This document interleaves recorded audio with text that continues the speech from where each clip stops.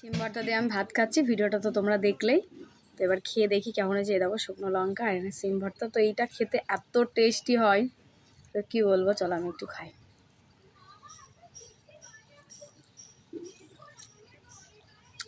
অসাধারণ।